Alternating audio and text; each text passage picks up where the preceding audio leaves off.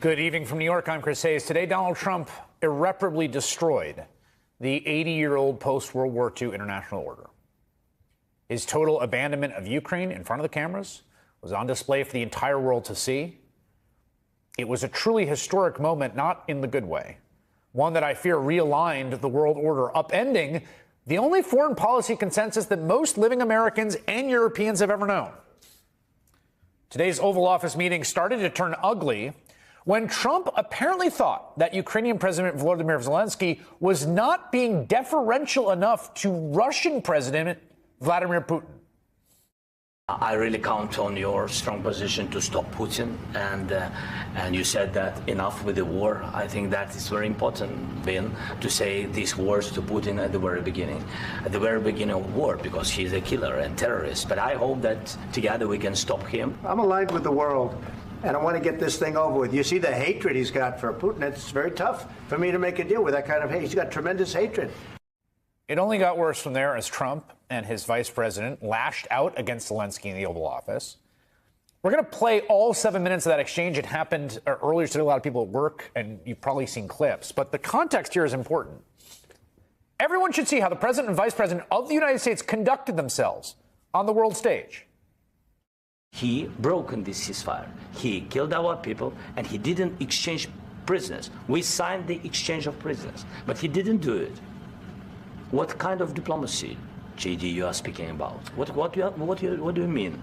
I'm talking about the kind of diplomacy that's going to end the destruction of your country. Yes, but if you Mr. President, with respect, I think it's disrespectful for you to come into the Oval Office and try to litigate this in front of the American media. Right now, you guys are going around and forcing conscripts to the front lines because you have manpower problems. You should be thanking the president for trying to bring an end to this conflict. Have you ever been to Ukraine that you say what problems we have?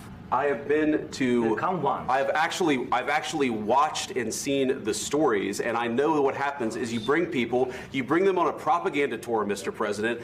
Do you disagree that you've had problems bringing people into your military? And do you think that it's respectful to come to the Oval Office of the United States of America and attack the administration that is trying to prevent the destruction of your country? A lot of questions. Let's start from the beginning. Sure. First of all, during the war, everybody has problems, even you, but you have nice ocean and don't feel now, but you will feel it in the future. God bless. You don't know that. God bless. God bless. You will not have war. Don't tell us what we're going to feel.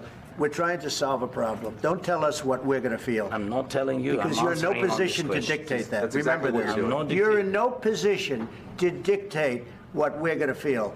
We're going to feel very good. You will feel influence. We're going to feel very good and very strong. You will feel influence. You're right now not in a very good position. You've allowed yourself to be in a very bad position, and he happens to be right about it. From the very beginning of the war. You're not in a good position. You don't have the cards right now. With us, you start having cards. Right now, you don't. You're playing cards. You're playing cards. You're gambling with the lives of millions of people. You're gambling with World War III. You're gambling with World War III. And what you're doing is very disrespectful to the country, this country, that's backed you far more than a lot of people said they should have. Have you said thank you once? This entire meeting? No, in this entire meeting, have you said thank you? You went to Pennsylvania and campaigned for the opposition in October. Offer some words of appreciation for the United States of America and the president who's trying to save your country. Please, you think that if you will speak very loudly about the war, you can... He's not speaking loudly. He's not speaking loudly. Your country is in big trouble. Can I answer? Wait a minute. No. You've done a lot of talking. Your country is in big trouble. I know. You're not winning. You're not winning this. You have a damn good chance of coming out okay because of us. Mr. President, we are staying in our country, staying strong from the very beginning of the war. We've been alone, and we are thankful. I said thanks you haven't in been this alone. cabinet. You haven't been alone. In this cabinet. We gave you, through this stupid president, $350 billion. We gave you military equipment, and your men are brave, but they had to use our military. What about if you didn't have our military equipment, this war would have been over in 2 weeks. In 3 days. I heard it from Putin. In 3 days. This is something maybe new. Less. In 2 weeks. Of course, yes. It's going to be a very hard thing to do business like this. I tell you. Just say thank you. I said a lot of accept that there are disagreements, and let's go litigate those disagreements rather than trying to fight it out in the American media when you're wrong. We know that you're wrong. But you see, I think it's good for the American people to see what's going on over there. I think it's very important. That's why I kept this going so long. You have to be thankful. You don't have the cards. Thankful. You're buried there. Your people are dying. You're running low on soldiers. Listen, you're running low on soldiers.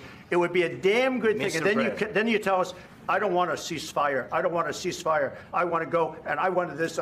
Look, if you could get a ceasefire right now, I tell you, take it so the bullets stop flying and your men stop getting killed. Of course, we want to stop the war. But you're saying you don't want a ceasefire. But I said to you, I want a ceasefire. With guarantees. Because you'll get a ceasefire faster than an agreement. Ask our people about ceasefire, what they think. That wasn't with me.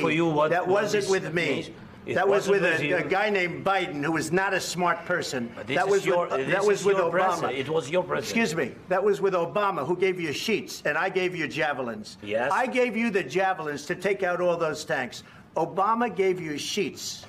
In fact, the statement is Obama gave sheets and Trump gave javelins. You got to be more thankful, because let me tell you, you don't have the cards. With us, you have the cards. But without us, you don't have any cards. One more question to Mr. Vice President. I'm sorry. It's going to be a tough deal to make because the attitudes have to change. What if Russia breaks ceasefire? What if Russia breaks peace talks? What do you do then? I understand that it's a heated conversation right now. What are you saying? She's asking, what if Russia breaks the ceasefire? What if anything? What if a bomb drops on your head right now? Okay? What if they broke it? I don't know. They broke it with Biden because Biden, they didn't respect him. They didn't respect Obama. They respect me. Let me tell you, Putin went through a hell of a lot with me. He went through a phony witch hunt where they used him and Russia. You ever hear of that deal? That was a phony Hunter Biden, Joe Biden scam. Hillary Clinton, Shifty Adam Schiff. It was a Democrat scam. And he had to go through that. And he did go through it. We didn't end up in a war. And he went through it. He was accused of all that stuff. He had nothing to do with it. It came out of Hunter Biden's bathroom. It came out of Hunter Biden's bedroom. It was disgusting. And then they said, oh, the laptop from hell was made by Russia, the 51 agents. The whole thing was a scam. And he had to put up with that. He was being accused of all that stuff. All I can say is this. He might have broken deals with Obama and Bush, and he might have broken them with Biden. He did, maybe. Maybe he didn't. I don't know what happened. But he didn't break him with me. He wants to make a deal. I don't know if you can make a deal.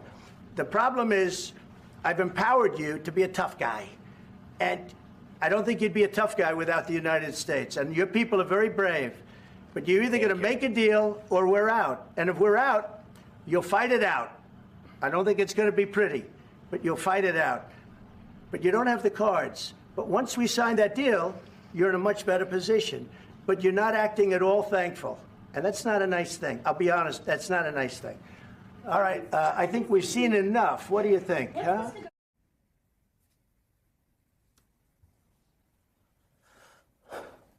J.D. Vance accused Zelensky of being disrespectful.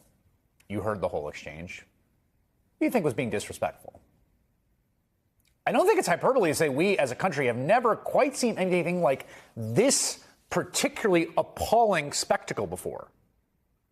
Once the meeting concluded, President Zelensky was kicked out of the White House without even signing the rare earth mineral deal. That's the deal that Trump wanted him to sign. He's been trying to bully him into signing to give away resources. It's the deal that Trump kept calling a raw earth deal. Trump wanted him to strong-arm him into joining on the deal and signing the deal at the White House today. That was the cost of U.S. support. Give us your minerals. We take. And then maybe we'll see what we can do for you. A planned joint press conference between him and President Trump was abruptly canceled. In later remarks to reporters today, Trump let slip the real reason he kicked Zelensky out today. He doesn't have to stand there and say about Putin this, Putin that, and all negative things. He's got to say, I want to make peace. I don't want to fight a war any longer. He got upset because he was saying negative things about Donald Trump's buddy, mentor, something else, Vladimir Putin. That's what happened. Or, alternately, another way that today looks to me on its face is that it was a planned ambush. to effectively jettison Ukraine and complete the switching of sides of the U.S. in line with, again, Donald Trump and J.D. Vance's Russia-first views. They like Russia. They want the U.S. to be more like Russia. They like Vladimir Putin. They don't like democratic countries. Predictably, Donald Trump's Republican toadies practically tripped over themselves to be the first to lavish praise on this morning's embarrassing display. Secretary of State Marco Rubio, who was rather quiet during much of the meeting, sitting there sullenly on the couch, found his voice on social media posting, "Thank you, POTUS, for standing up for America in a way that no president has ever had the courage to do before. Thank you for putting America first. America is with you."